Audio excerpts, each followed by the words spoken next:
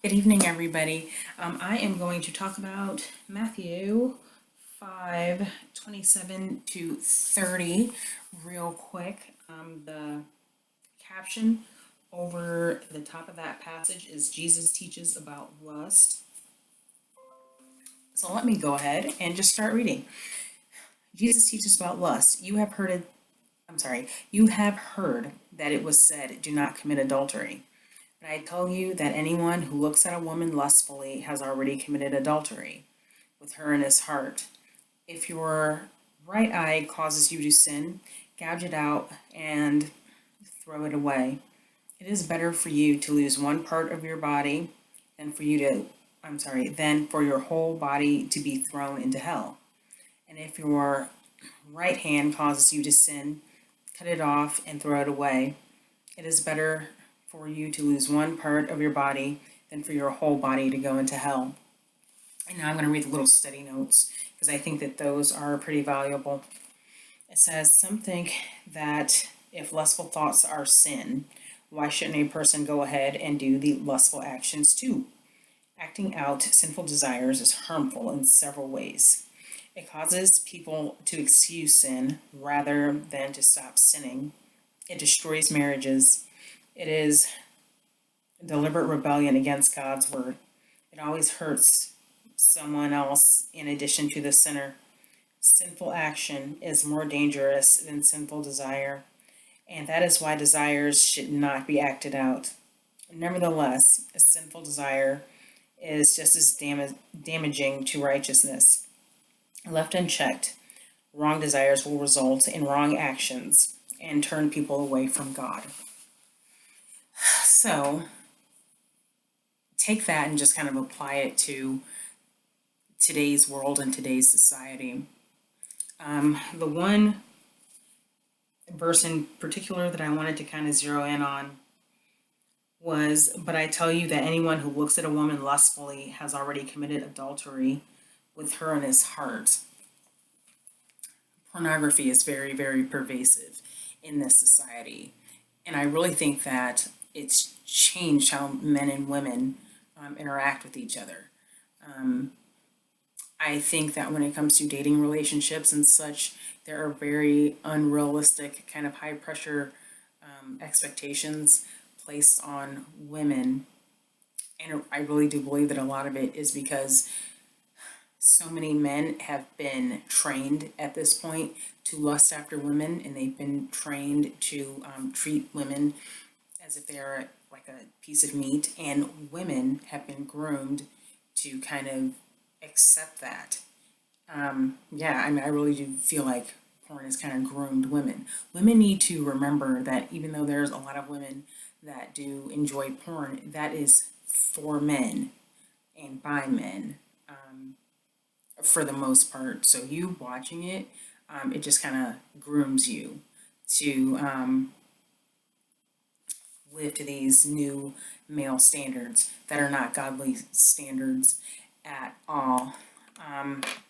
So yeah, you're just kind of grooming yourself, and to a degree, I said in a video once before, I was talking about the City Girls and Megan Thee Stallion and the like. I don't think I mentioned Nicki Minaj, but she would be in that group too. Women need to be kind of conscious of the images of women that they consume because, to a certain extent, I think that they always become role models. So, I said all that to say that there's just a lot of lack of respect for true femininity that comes from, the spirit. I also feel like when people talk about femininity these days, they talk about a lot of outward things such as, false eyelashes and makeup and perfume and such. A man can do all of that. A man can do all of that. He can look beautiful with it. He's still a man. So that's not really what femininity is all about. Something spiritual. Women's minds tend to process things differently. So, I mean, it's it's hard to put your finger on, but it's just different, and it's not a matter of what's on the outside. And there's a serious lack of respect for it. And so, as a woman, honor that part of yourself, that feminine part of your soul, that emotional, sensitive part of your soul. Embrace that, honor that, and don't let other people dishonor that in you. I feel like that happens a lot. I feel like women are told to like shut down parts of themselves in order to be in relationships. And sometimes people say that in a well meaning way. A lot of these hypergamy channels are like, you know, be detached, be, you know, kind of keep people at arm's length. And that's, I mean, you should, like, at first, it's not a good thing to be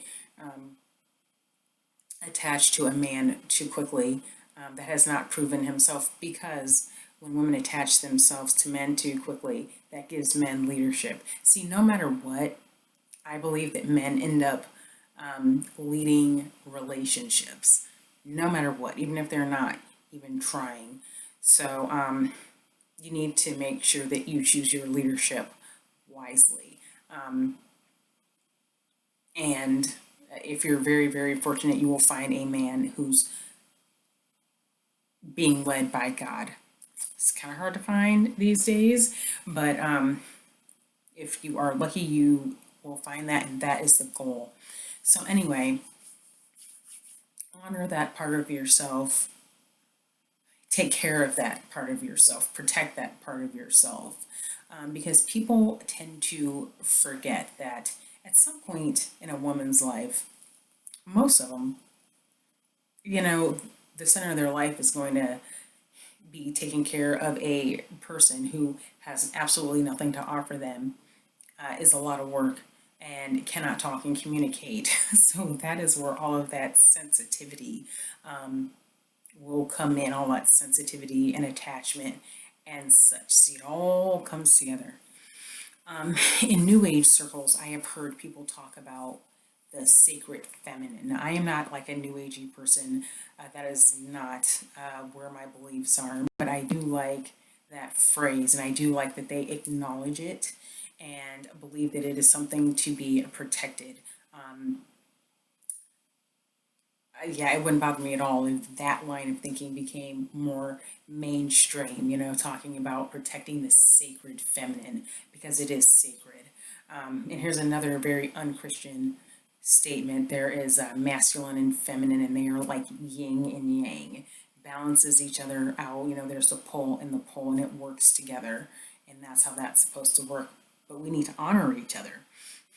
Femininity needs to be honored, which is not at all at this point in modern history. It is not. It used to be a little bit more. Now it's not, and women are even being told and groomed to not honor and appreciate that part of themselves. So it's a whole mess. Things are just becoming more and more of a mess. And men, if they really want to do things God's way, they will honor real femininity as well, and try and protect that. So anyway, just kind of pay attention to the things that you consume, the images you consume. Be aware of the changes that pop culture or underground culture, whatever you want to call it, be aware of the changes that they're making. There's so many people that say things like, oh, the Bible is there just to control people. I honestly think it's the opposite. I think that what's in the media and what's on social media and different things you find on the internet are there like trying to control people, and it's doing a good job. It really is. Yeah, without any kind of godly standards, I think that media and social media really controls people quite a bit. So, anyway, keep all that in mind. Kind of rambled on a little bit. Be careful of your thoughts. Learn how to like a lot of people talk about, like binding those thoughts. That is a good thing to try and practice. Try and inspire yourself in a positive way. And protect femininity. Like on social media, you hear all these men talking about how they want more feminine women. A lot of these same men will talk about pumping and dumping. So they really have no respect for feminine women. And I always kind of wonder what they really even mean. They probably just mean women that are small frame with a bunch of makeup on and stuff like that. I mean, if you've been out abusing women for years and years, frankly, you don't deserve that kind of femininity unless you go through a whole lot of changes, because you probably wouldn't be able to take care of that woman. You would probably do something to harm her. And the other day, I was looking at a video. It was a Jordan Peterson video, and I'm not a big fan of his, but nonetheless, it was a short video. I was watching it. And it was talking about being a narcissistic sociopath. And a lot of these people that get on the internet and do all this talking are the definition of narcissistic sociopaths. These people who get on social media, like in the comments and even on their own channels, and they just talk about just taking advantage of people. And they seem to be proud of how they took advantage of people. And they feel superior because they took advantage of people, and then they have disdain for the person that they took advantage of for being naive. Well, according to this video, that is the definition of a narcissistic sociopath. So a lot of these people out here, and I hate to make it like a man-woman thing, but I'm sorry, I'm talking about men right now. They are straight up narcissistic sociopaths. And even in that video, Jordan Peterson video, he said there are more males that are narcissistic sociopaths than females. So let's do the work. Let's do some mind shifting. Put our eyes on more innocent images. Hopefully it will fester some respect for men and women. Men, let's honor femininity. Women, honor your own femininity. And I don't know, I think that it would be a much better future for everyone. And women, if you're involved with a man who is not honoring that femininity, get away. Find something else to do with your time. Because that ain't it, Chief. So anyway, I think I've rambled on long enough. Thank you all for watching, and have a wonderful evening. Bye.